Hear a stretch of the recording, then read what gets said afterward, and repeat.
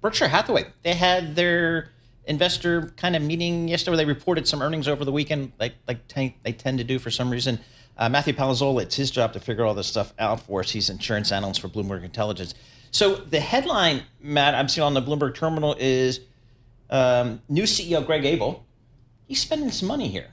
Talk to us about what he's doing and how that may be a little bit different from Mr. Buffett. So, he's opening up the checkbook a little bit. Berkshire still has incredible amounts of cash that is still undeployed, but we expected them to buy back some shares in the quarter.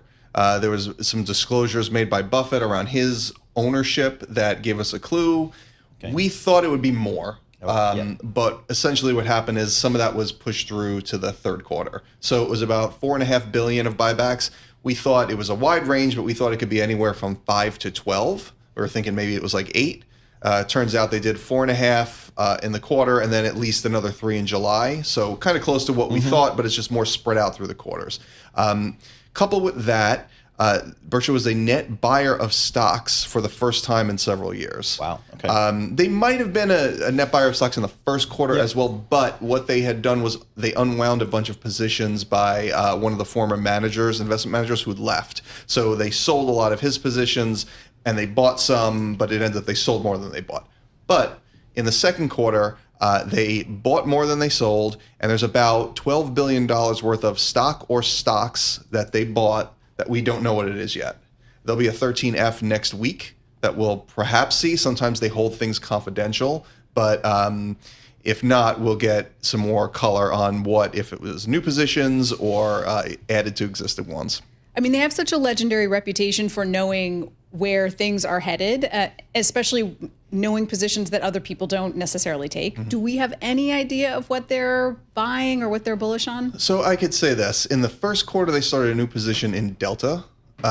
Really? So yes, and Buffett has had a history with the airlines. In the first quarter, they did Delta.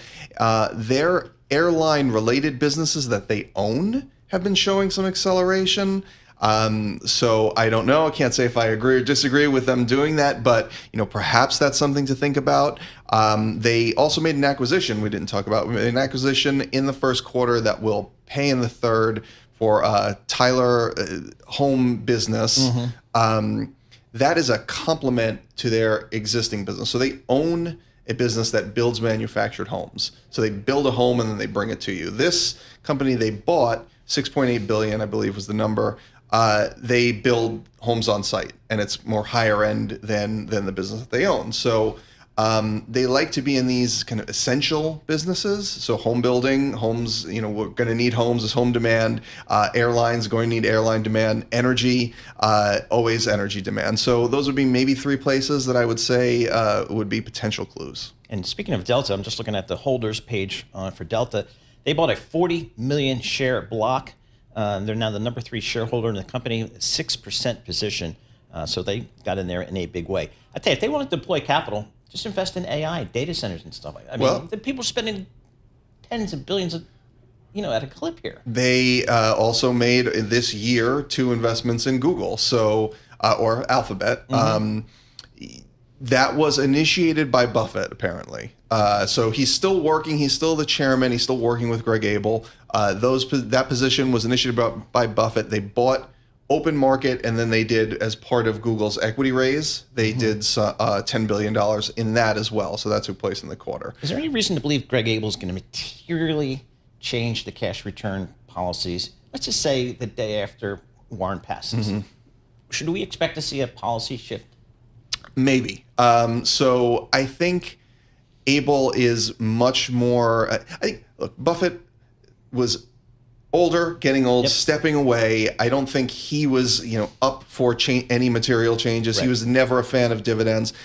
Greg is very much cognizant of keeping the ethos of Berkshire alive. So I don't think he wants to do anything that directly contradicts Buffett immediately.